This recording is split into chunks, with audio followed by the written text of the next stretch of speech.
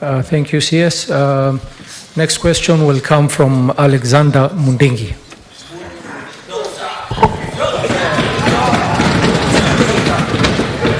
Asante, Bwana Spika. Swali langu ni kwa waziri wa afya.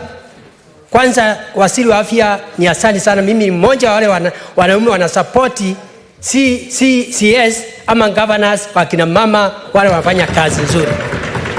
Pongezi kwa sababu wizara ya afya iko na shinda, kwa sababu tunajua katika Kenya iko katika devolved katika county government, na tunajua county nyingi siko na mambo ya ndeni na mambo ya pending bill, na umejaribu sana kulainisha afya. Swali langu ni kukuuliza, kwa sababu tunajua iko katika county government, na nashtuka sana kuwa MP wale wanafaa watupatie pesa ya kupatia county government, ambaye wewe uweze kupatia county government pesa ipitie hapa, ndio anastumu wewe kusema uende nyumbani. Yangu ndio tufike hapo Bwana Waziri. Juu ya ndero.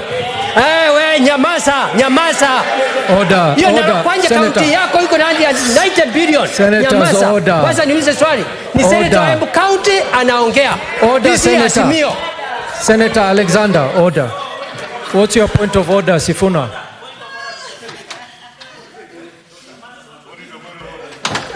Mr. Speaker, this is actually very embarrassing for this House. Standing orders require that you put a question to the CS. We are not here to worship the CS. We are not here to worship the CS. Ask a question. You cannot give us stories. If you want to give us stories, go and see the CS in the ministry and give us those stories you are giving us here. Mr. Speaker, please. Let's hear the Senator.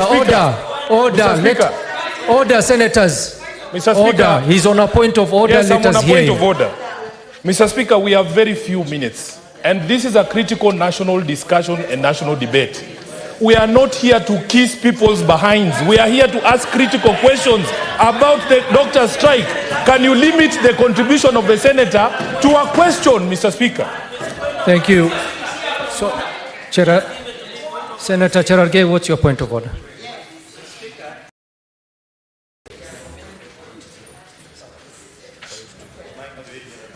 Sorry, can I use this? Mr. Speaker, sir, I'm standing under Standing Order 121 and 122. If you have noticed, Mr. Speaker, today since morning, the Nairobi Senator has an habit of shouting and demeaning members. Mr. Speaker, I would like to request your attention, kindly. Mr. Speaker, have you noticed since morning, the Nairobi Senator has been shouting, belittling, and hurling insults at the members across the aisle, especially on this side, Mr. Speaker. You need to rein. It is becoming grossly misconduct. He should be thrown out, Mr. Speaker. Because, Mr. Speaker, under the Constitution freedom of speech, Senator Dr.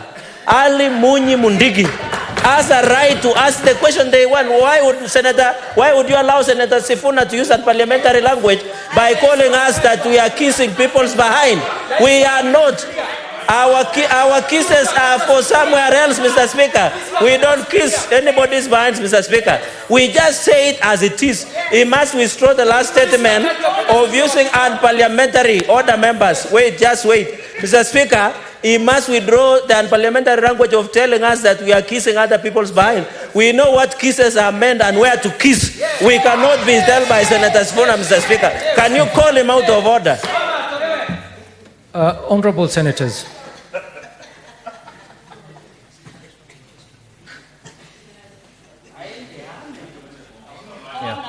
Honorable Senators, order, Cherargei, order.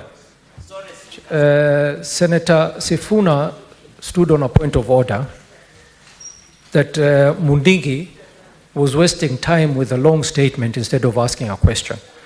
And I have to warn Senator Mundingi. I did make a ruling and I was very clear.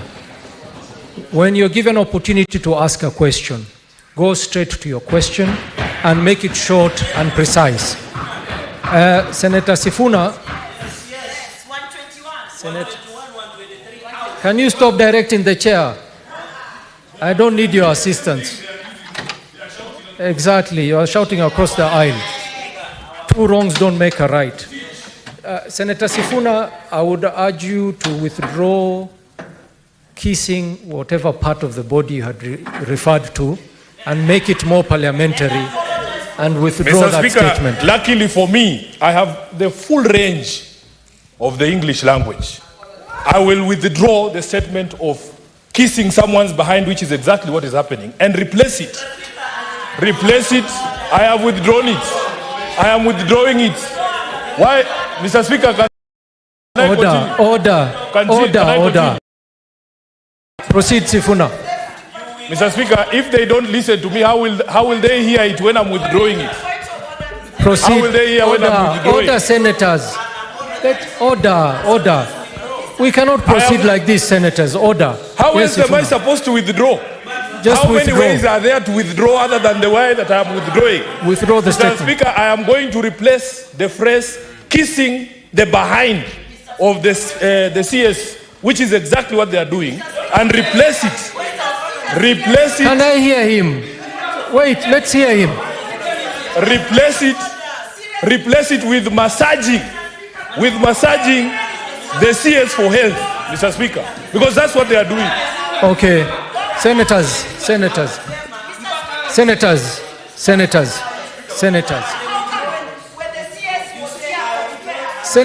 I have Oroba.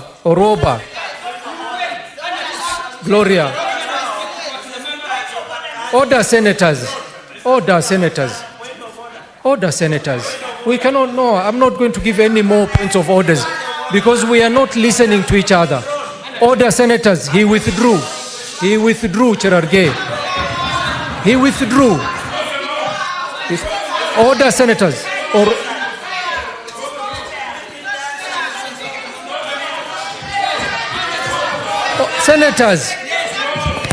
Senators, order. Order, senators. Cherargei, I will start by throwing you out. Order. I was listening. You were not listening. Senator, I will throw you out. We are not listening to each other, senators. Cherargei, you were not listening to Sifuna when he said he is withdrawn that statement.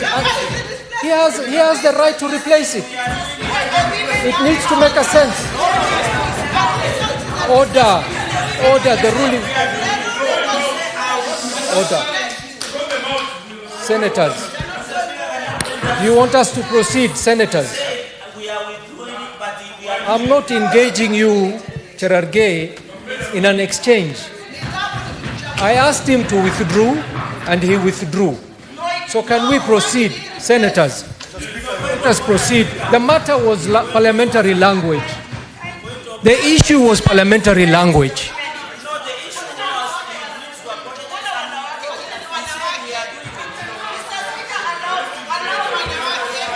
Gloria, what is your point of order? But senators, Mr. I will Speaker, not. Mr. One Speaker. moment, Gloria. One moment. I will not allow a point of order if we're not going to engage ourselves in proper manners, okay?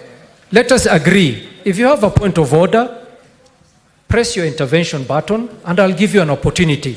But shouting at each other across the aisle and shouting at the chair will not be entertained.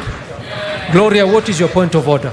Mr. Speaker, under Standing Order 122B, Mr. Speaker, and let me read it, gross disorderly conduct 122B, declines to retract use of unparliamentary language or declines to offer apologies despite having been ordered to do so by the Speaker. Mr. Speaker, for me today, and the reason I want to bring this to your attention, Mr. Speaker, we have had cabinet secretaries coming even today, and I have not had this language being referenced to our Minister of Defense. But Mr. Speaker, when a woman comes here, we have Nairobi Senator starting to throw words and demean women leaders. Because, Mr. Speaker, what Senator Sifuna is doing is belittling the women in this house and our women leaders. he must withdraw and Order, apologize Sifuna, profusely. order. Because when you see women, you cannot just be thinking about sexual references, such as kissing people's behinds, Mr. Speaker. This is completely out of order. And Senator Sifuna must not only apologize to this house, but to the women of Nairobi and to the women of Kenya. We are tired. Apologize and withdraw. No, senators, I want to put this matter to rest so that we can continue to ask the question. Senators, order. As the chair, I asked Senator Sifuna to withdraw the statement he made about whatever he said about kissing the behind. And Senator Sifuna did exactly that. He withdrew. He retracted that statement, and he retracted it. Just a moment, Cherargei. You know, we cannot continue like this, seriously. Senator Sifuna retracted that statement to my satisfaction as the chair. Okay? Now, if you're going to make another point of order, which is not touching on parliamentary language that Sifuna used, I would have listened to you. But we are going about the same issue that was raised and was withdrawn. So, senators, we put this matter to rest, and we go to the next question. Senator Cheriot. There is nobody.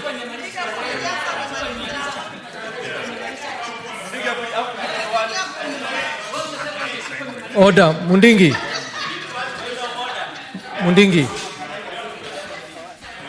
Senator Mundingi, if you had used the opportunity I gave you to ask the question, you would have asked by it. Now you've been overtaken. Senator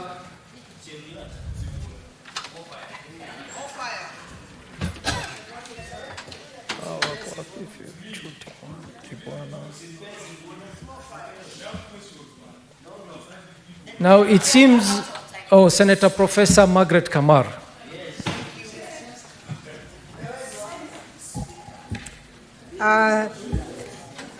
Thank you, Mr. Speaker, for giving me the opportunity. May I take the first opportunity to thank Mr. Speaker, can you... Sifuna, can we hear the professor in silent? You're protected, Senator. Go ahead. Thank you, Mr. Speaker. I want to thank the Minister for a good response, and I want to thank her for talking to the country and bringing some comfort, because we have all been very concerned about what's going on. Mr. Speaker, could the Minister assure us and the country that the current negotiations will not stop again? Because we reach a point when the medical doctors, the striking doctors as we call them, reach a point when they were saying it is the government that is on strike, it's not us that are on strike. There was a point also that we witnessed the negotiating side of the government walking out. Because negotiations are negotiations. So long as the unions are here, negotiations must take place. Can we get an assurance that there will be no walking out until this is done from the minister?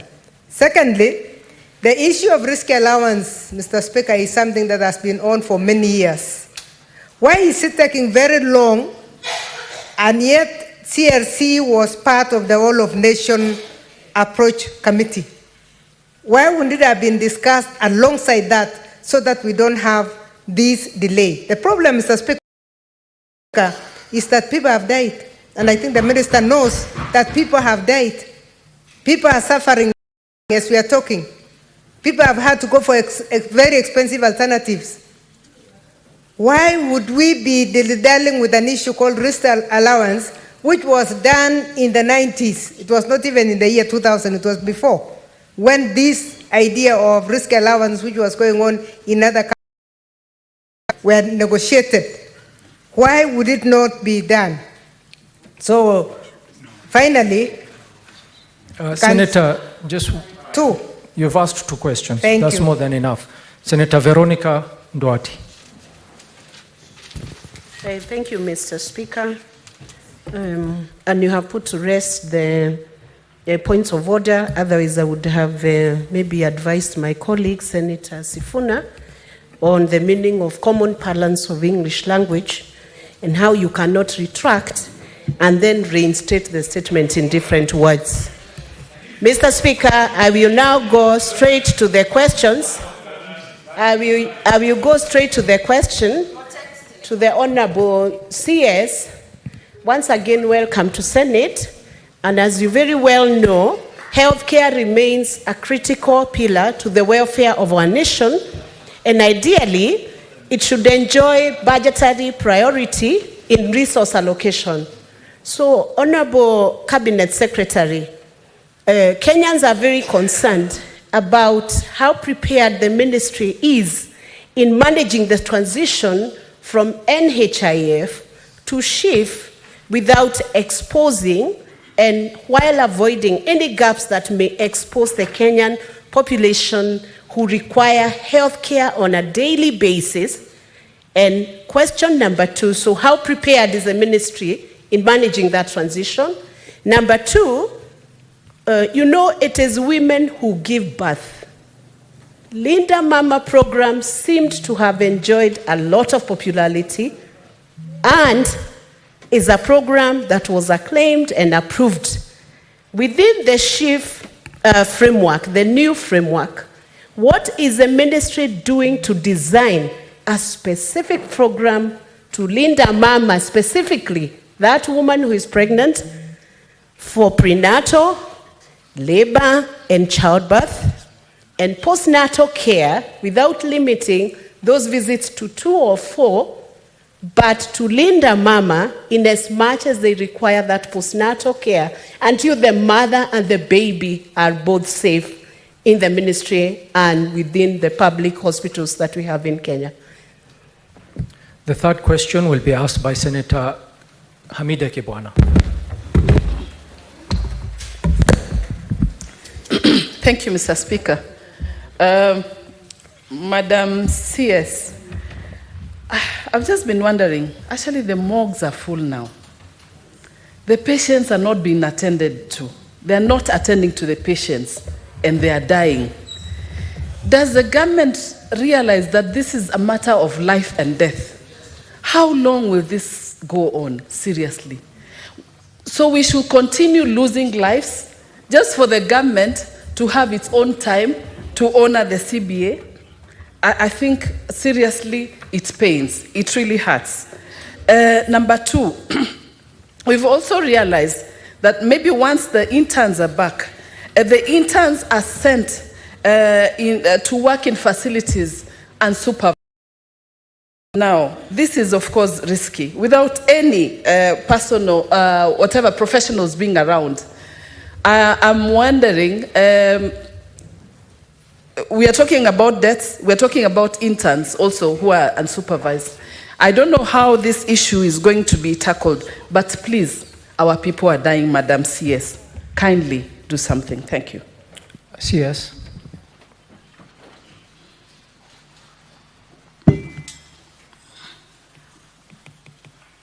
Thank you, Honorable Speaker and honorable members.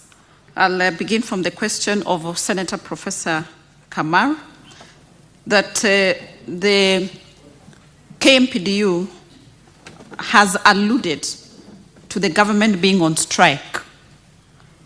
And they have explained that this is because the CBA was not implemented from 2017 to date. Honorable Speaker and honorable members, the CBA that was signed had several aspects. And in my earlier submission, we have put those matters into the different areas that need to take responsibility. We have matters for the national government, we have matters that are cross-cutting, we have matters of county government.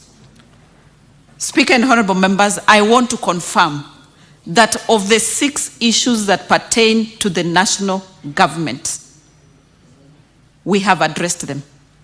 The issue of postgraduate fee arrears, that has been addressed with the release of 200 million from National Treasury for payment. The issue of basic salary arrears within the CBA. As for the doctors who work within the national government, that aspect has been met.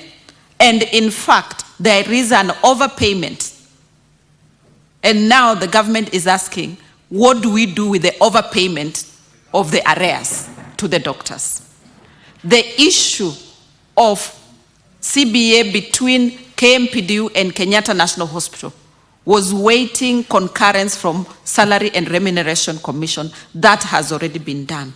The issue of CBA between Moi Teaching Referral Hospital and KMPDU, that has already been finalized. It was a matter in court and a decision was already passed. The issue of CBA between Kenyatta University Teaching and Research Hospital and KMPDU, the CBA is now ready. Kenyatta University Teaching and Referral Hospital has called the unions to go and discuss and negotiate on the CBA. So, Honorable Speaker and Honorable Members, on matters pertaining to the national government, progress has been made. The only sticky issue is the stipend. And Honorable Speaker and Honorable Members, I want to ask of this House that as for that stipend, we are asking that if the interns, and should they accept that, then they open room for negotiation that government has offered. They have not come to the table to tell us that, no, we will not take that, we want this. That must be allowed to happen. Professor Kamar, on the issue of government walking out during the discussion, I was in that meeting, and I want to confirm that the government did not walk out. The meeting adjourned. Why did the meeting adjourn? Because we were following the orders of the judge from the court. And the judge ordered that the doctors should suspend the strike for negotiations to proceed. And that is what we were asking of the doctors. Suspend the strike, negotiations to proceed. And I want to confirm to the House that negotiations will be good. Negotiations will be done, in fact, accelerated if we have no people dying out of this strike. They will be accelerated if the doctors are at the bedside of the patients. The risk allowance, I want to clarify, on the issues raised by KMPDU, risk allowance does not arise. The people who raise the issue on risk allowance is the clinical officers. And they're saying they want the risk allowance to be enhanced from 3,000 shillings per month to 15,000 shillings per month. Honorable Speaker and Honorable Members, that is 500% increase in the risk allowance. That is an issue of budget. Once we get SRC guidelines, if that is possible, then for consideration. And once the House, the National Assembly approves our budget, Exchequer is released, we shall be able to meet that. Because we know that whatever they are doing is risky, and indeed, they deserve risk allowance. So the issue is the movement from 3,000, 15,000, the 500% increase. If SRC confirms that that is in order, then we'll put measures in place for resources to be put together for that. The issue raised by Honorable Senator Veronica. Earlier, I have spoken about the transition from NHIF to Social Health Authority. As a ministry, we have done our best.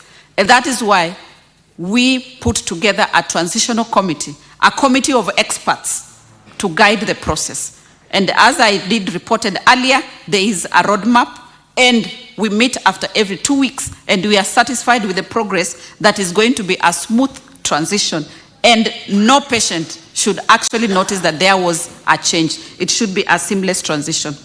On the issue of Linda Mama, I want to confirm, as a mother myself, and probably aspiring to get another child, maternal health is of importance to me. So I will not be the one to preside over a situation where maternal health is not covered by this country. And I want to confirm that in the Social Health Authority, reproductive health has been covered under the benefit package. In fact, it is an expanded package from what was there under Linda Mama. So let's not be stuck on the name of Linda Mama. Let us be concerned about what is it that they were getting then and what is it that they are getting in the new one. And I confirm that is expanded and the benefits are expanded. On the question raised by Senator Hamida regarding the government and the ministry, whether we know the situation. Yes, Senator, we indeed know the situation. On a daily basis, we are tracking what the situation looks like. We have developed a tool that is being filled by the county governments. We have developed a tool that is being filled by the national referral hospitals, whom we have 100% control over. And for the weeks that the strike has progressed, I want to confirm that in our teaching and referral hospitals, Moi Teaching and Referral Hospitals has recorded the highest increase in the number of medical officers who have gone back to work, based on the administrative measures that we have put in place. But also take responsibility that in Kenyatta, we have an issue because the registrars have not gone back to work. And registrars are people who are now doing their postgraduate training.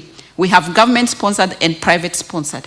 Those are the people that we are talking to so that they can get back to work and be able to carry on with what they have been doing. So we do understand as a ministry the gravity of this matter. And that is why on a daily basis, nowadays, for the last 3 days, I think, we have been in meetings till midnight to find a solution to this issue. And as I have said, this solution will not just come from the Ministry of Health. It will come from the whole of nation approach and the ministry being able to implement what will have been agreed on. I have also said that we expect a ruling from the court today. The mention is happening today.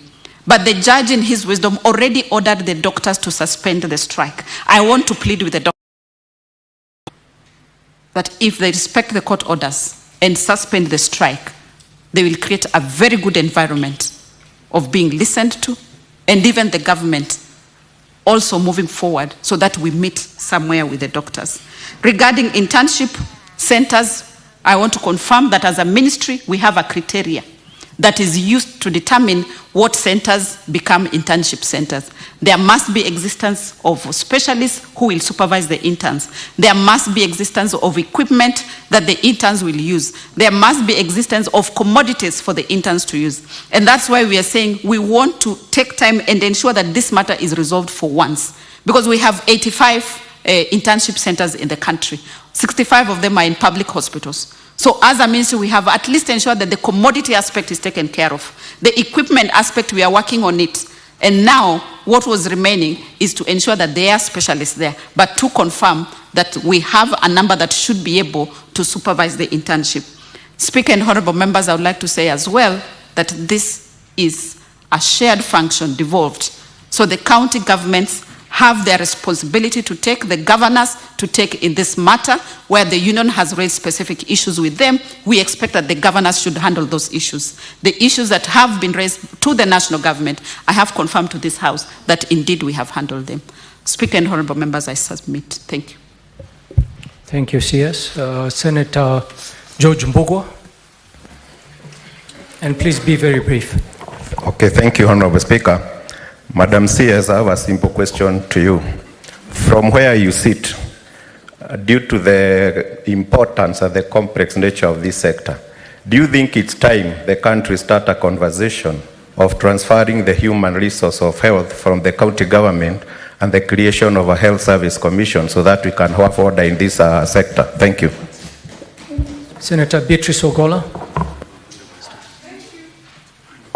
Thank you, Mr. Speaker, sir.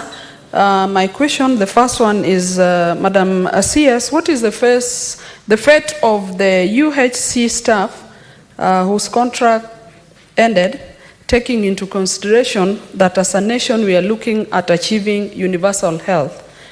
On the strike, Mr. Speaker, sir, I want to say that negotiations need goodwill from both parties.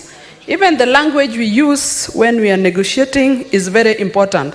I realized the CS at some point was giving a statement that was kind of running away from the whole challenge. Like when you say only this number belong to the national government, it is like saying somebody else should be solving it. But the buck stops with you, and the buck stops with the head of state. I do not understand why, as a nation, it is so easy to give foreigners or other people good packages. I remember sometimes back when we were engaging the Cuban doctors, Senator, a lot was given to them. Get to your question, please. Why is it difficult to attend to the doctors' need when we could give the Cuban doctors a lot of leeway? Thank you, Senator. You also said, Senator, you that can only ask they have one not question. come to us. Senator Beatrice. Yes, Speaker. You've asked 2 questions. Senator Beatrice. Thank you. More fire. Thank you, Honorable Speaker. My question is on Marimant Level 4 Hospital, which is in Tharaka-Nithi County. This is the only facility in the entire eastern part of Tharaka-Nithi County, which serves quite a number of catchments, including Ukambani, part of Ukambani. This hospital, Madam CS, lacks some very essential machines, including the CT scan, the renal unit equipment, and the mammogram. Honorable Madam CS, what is the ministry doing to make sure that this facility is equipped so that we can get people having services that are required, considering that this is the only facility? Currently, we are about to graduate, this facility is about to graduate into a level 5 hospital, and quite a number of nurses are taking rotational courses there. What is your ministry doing to make sure that the Marimanti Hospital is being equipped with the necessary machines as required? Thank you, Senator. CS, please respond.